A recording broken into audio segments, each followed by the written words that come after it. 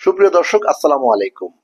আওয়ামী লীগের ঝটিকা মিছিল, বিভক্তির রাজনীতি, নয়াদিল্লির নতুন কূটনীতি এবং বাংলাদেশের সঙ্গে সম্পর্ক জোরদারে মরিয়া ইসলামাবাদ। আজ এসব বিষয়ে কথা বলতে চাই। আওয়ামী লীগের নেতা কর্মীরা কিন্তু যতদিন যাচ্ছে ততই কিন্তু তারা মানে রাজপথে আরো বেশি সোচ্চার হচ্ছে এবং যে কথাটি আমি বারবার বলার চেষ্টা করছি, তারা কিন্তু নির্দিষ্ট কোনো ব্যক্তি কিংবা কোনো এলাকার নাম বলে মিছিলগুলো করছে না। তারা সংসদীয় আসন হিসাব করে কিন্তু করছে। ব্যানার যেগুলো থাকছে সেই ব্যানারে কিন্তু বলা হচ্ছে কোন আসনের নেতৃবৃন্দ এই মিছিলটা করছে। এর আগে বাড্ডা এলাকায় দেখেছি, আজ দেখলাম আমরা ঢাকা 18 আসন অর্থাৎ উত্তরা যে এলাকাটি, সেই আসনের আওয়ামী লীগের নেতা কর্মীরা মিছিল করলো এবং এটি কিন্তু খুবই সিগনিফিক্যান্ট। যখন নির্বাচনের কথা বলা হচ্ছে, বিএনপি সহ অপরাপর দলগুলো যখন নির্বাচনের জন্য একটা টাইম ফ্রেম বেঁধে দেওয়ার কথা বলছে, তারা বলছে ডিসেম্বরের মধ্যেই নির্বাচন হতে হবে। কেন ডিসেম্বরের মধ্যে নির্বাচন হতে হবে, কেন নির্বাচনটা জরুরি, সেটার কথাও কিন্তু বলা হচ্ছে। নির্বাচন যত বেশি দেরি হবে তত বেশি কিন্তু ষড়যন্ত্রকারীরা সুযোগ পাবে এবং সেই সুযোগ কাজে লাগিয়ে তারা দেশ বিরোধী ষড়যন্ত্র আরো বেশি কিন্তু করতে থাকবে। যদিও বর্তমান অন্তর্বর্তীকালীন সরকারের পক্ষ থেকে বারবার বলা হচ্ছে নির্ধারিত সময়ে নির্বাচন হবে ডিসেম্বর অথবা জুনে। ডিসেম্বর অথবা জুনের কথা কেন বলছে, তো নির্ধারিত সময়টা ঠিক কবে হবে সেটি কিন্তু এখন পর্যন্ত সংস্কারের উপর নির্ভর করছে এবং সংস্কার ছাড়াও আরো বেশ কয়েকটি বিষয় কিন্তু রয়েছে। বর্তমান অন্তর্বর্তীকালীন সরকার দৃশ্যমান কিছু কাজ দেখিয়ে যেতে চায়। প্রফেসর ইউনূস কিন্তু বোঝাতে চাচ্ছে তিনি যে আন্তর্জাতিক মানের একজন ব্যক্তি, তিনি যে একজন নোবেল লরিয়েট, সেটি কিন্তু তার কর্মকাণ্ডে ছাপ রেখে যেতে চাচ্ছে। এক সময় বাংলাদেশের মানুষ শহীদ রাষ্ট্রপতি জিয়াউর রহমানকে যেভাবে স্মরণ করে তার আহ অভূতপূর্ব সাফল্যের জন্য, খুব অল্প সময়ের মধ্যে জিয়াউর রহমান বাংলাদেশকে যেই হাইটে নিয়ে গিয়েছিলেন, সেই বিষয়টি কিন্তু এখনো এই দেশের সাধারণ মানুষ শ্রদ্ধার সাথে স্মরণ করে। একইভাবে কিন্তু প্রফেসর মোহাম্মদ ইউনূস এই মুহূর্তে চাচ্ছেন যে তিনি যখন দায়িত্বটা ছেড়ে দেবেন, অর্থনৈতিক ভিতটা যেন মজবুত হয়। আইন শৃঙ্খলা পরিস্থিতি থেকে শুরু করে অন্যান্য যে সমস্ত বিষয়গুলো রয়েছে, নিত্যদিনের যে সংকট রয়েছে, যে সমস্যা রয়েছে, এই সংকট এবং সমস্যা সমাধানে প্রফেসর মোহাম্মদ ইউনূস একটা দূরদর্শী একটা পরিকল্পনার মাধ্যমে একটা স্থায়ী সমাধানের একটা ব্যবস্থা তিনি করে যেতে চাচ্ছেন। এজন্যই কিন্তু নির্ধারিত সময় বলা হচ্ছে না। তিনি চাচ্ছেন কিছু কিছু বিচার যাতে হয়ে যায়, ফ্যাসিস্টদের যারা একেবারেই প্রত্যক্ষ বিভিন্ন অন্যায়ের সঙ্গে যুক্ত ছিলেন তাদের কিছু বিচারের কার্যক্রম হয়ে যায়। একই সঙ্গে বিদেশে যে সমস্ত টাকা পাচার হয়েছে কিছু কিছু টাকা যাতে আনা হয় এবং রিজার্ভটা যেন একটু শক্তিশালী হয় এবং প্রবাসী যারা রয়েছে তাদের একটা সম্মানজনক অবস্থায় নিয়ে যাওয়া যায়।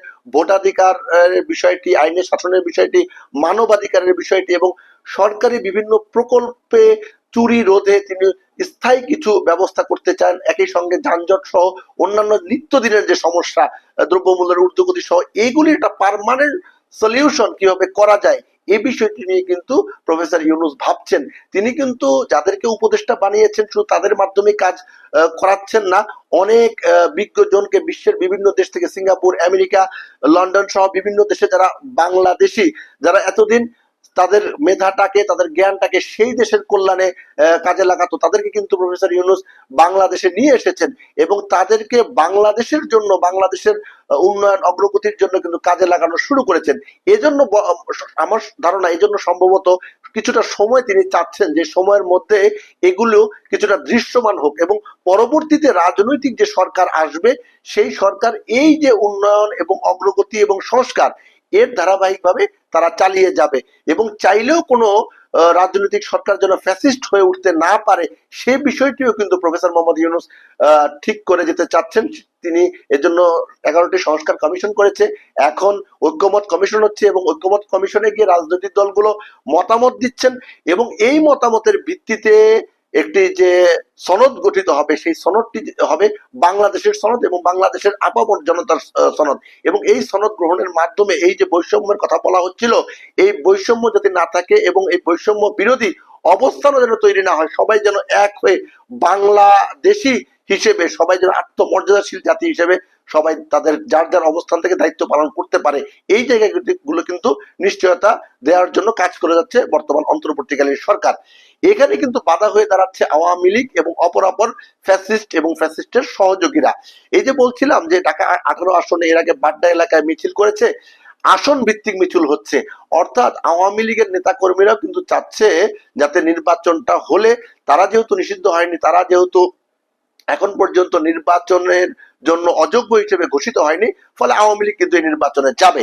আওয়ামী লীগ এই নির্বাচনে গেলে তারা যে কয়টি আসন পায়, জনগণ তাদেরকে যে কয়টি ভোট দেয়, তারা সে কয়টি আসন পাবে, নিশ্চয়ই আওয়ামী লীগ আসন পাবে। 1টি ভাগ, 2টি ভাগ, 10টি ভাগ, 50টি ভাগ, যে কয়টি ভাগ তারা কিন্তু আসন পাবে। ফলে আসন ভিত্তিক মিছিল করে, আসন ভিত্তিক সমাবেশ করে তারা কিন্তু এটি জানান দিচ্ছে যে এই আসনে কিন্তু আমরা রয়েছি, এই আসনে আমরা নির্বাচন করব, এভাবে করব, ওইভাবে করব, তারা কিন্তু জানান দিচ্ছে। ফলে ওই যে বলা হচ্ছিল না যে শেখ হাসিনা সহ তার দোসর, তার পারিবারিক যে দুর্নীতিবাজ রয়েছে, এর বাইরেও আওয়ামী লীগের যারা ক্লিন ইমেজের রয়েছে, বলা হচ্ছে সেই ক্লিন ইমেজের যারা রয়েছে তারা কিন্তু নির্বাচন করবে, এবং তারা নির্বাচন করুক এগুলো কিন্তু অপরাপর রাজনৈতিক দলগুলো কিন্তু চায়। দেশের উন্নয়ন অগ্রগতির ক্ষেত্রে সব রাজনৈতিক দল ভূমিকা পালন করবে, এটি কিন্তু চায়। একই সঙ্গে কিন্তু অনেক রাজনৈতিক দল চায় না আওয়ামী লীগ নির্বাচনে কেন আসুক, আওয়ামী লীগ নির্বাচনে আসবে না, এমনকি আওয়ামী লীগের নিষিদ্ধ দাবিও কিন্তু উঠেছে। কিন্তু আন্তর্জাতিক ভাবে আপনি যখন একটি ফ্রি, ফেয়ার এবং ক্রেডিবল ইলেকশনের কথা বলবেন, যখন জাতিসংঘ থেকে শুরু করে ইউরোপীয় ইউনিয়ন এবং অন্যান্য রাষ্ট্রগুলোর এই সরকারের গ্রহণযোগ্যতা, অর্থাৎ পরবর্তী যে সরকার, নির্বাচিত সরকার আসবে, সেই সরকারের গ্রহণযোগ্যতা, সেই নির্বাচনের গ্রহণযোগ্যতা যদি করতে হয়, তাহলে নিশ্চয়ই নিবন্ধিত সকল রাজনৈতিক দল তাদের ক্রাইটেরিয়া ফুলফিল করে তারা নির্বাচনে আসবে।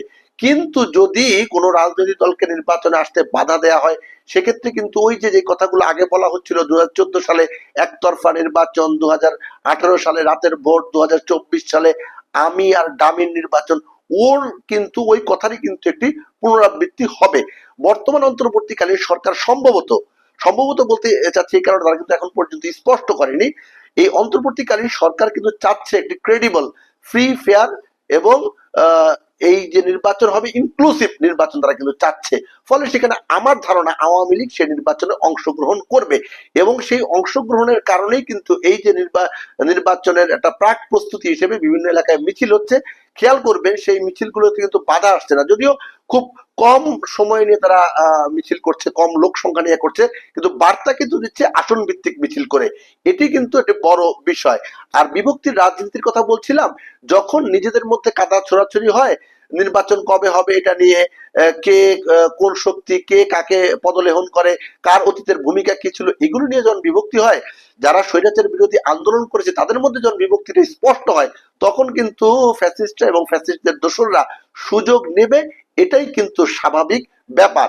এবং পার্শ্ববর্তী দেশ ভারত, বৃহত্তর প্রতিবেশী, তারা এরই মধ্যে যদিও প্রফেসর মোহাম্মদ ইউনূসের সঙ্গে ভারতের যিনি প্রধানমন্ত্রী রয়েছেন নরেন্দ্র মোদী, তিনি কিন্তু বৈঠক করেছেন, এবং আমাদের যিনি বর্তমান একজন দায়িত্বশীল রয়েছে খলিলুর রহমান, যিনি কিন্তু অজিত দোভাল ভারতের যিনি নিরাপত্তা উপদেষ্টা, খলিলুর রহমান আমাদের বাংলাদেশের নিরাপত্তা উপদেষ্টা হওয়ার আগেই কিন্তু বৈঠক করেছি। তো ফলে অনেক অমীমাংসিত বিষয় নিয়ে কিন্তু কথা হচ্ছে, যদিও ভারত একটি কাজ করেছে, এর মধ্যে ট্রান্সশিপমেন্ট বাতিল করেছে, এর ফলে কিন্তু নেতিবাচক অবস্থান কিন্তু ভারতের ব্যাপারে তৈরি হয়েছে।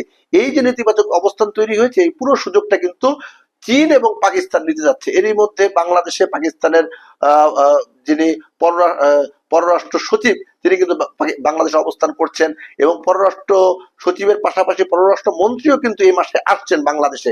ফলে কয়েকটি বিষয় কিন্তু এসেছে। একটা হচ্ছে ৭১, সবচেয়ে বড় অমীমাংসিত বিষয়, ৭১-এর ভূমিকার জন্য পাকিস্তান কি ক্ষমা চাইবে কিনা, এই বিষয়টি এসেছে।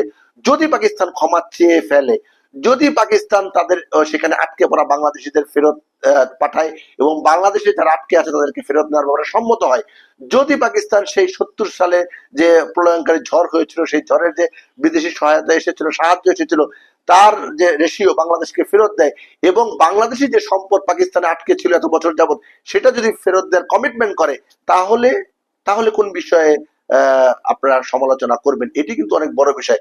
পাকিস্তান এই মুহূর্তে চাচ্ছে যে কোনো মূল্যে ভারতের সঙ্গে, যেহেতু একটু মনোমালিন্য হয়েছে, এবং একটু না, ভালোই মনোমালিন্য হয়েছে, এই সুযোগে পাকিস্তান এবং চীন চাচ্ছে তাদের দিকে যেন বাংলাদেশ ঝুঁকে যায়। বাংলাদেশের পররাষ্ট্রনীতি কিন্তু একেবারেই স্পষ্ট, বাংলাদেশ কারোর সঙ্গে শত্রুতা করতে চায় না, সেটা পাকিস্তান হোক, ভারত হোক, চীন হোক, মার্কিন যুক্তরাষ্ট্র হোক, কারোর সঙ্গে শত্রুতা চায় না। বাংলাদেশ সবার সঙ্গে বন্ধুত্ব চায়, তবে আত্মমর্যাদার ভিত্তিতে। বাংলাদেশ আত্মমর্যাদার ভিত্তিতে মাথা উঁচু করে দাঁড়াবে। সেক্ষেত্রে যে বা যারা যেসব দেশ বাংলাদেশকে আহ বন্ধু হিসেবে গ্রহণ করবে, পাশে থাকবে, তারাই বাংলাদেশের প্রকৃত বন্ধু। আগামী দিনের পথ চলায় তাদেরকেই বাংলাদেশ পাশে চাইবে এবং পাশে রাখবে বলে আমি মনে করি। সবাই ভালো থাকবেন, সুস্থ থাকবেন। আল্লাহ হাফেজ।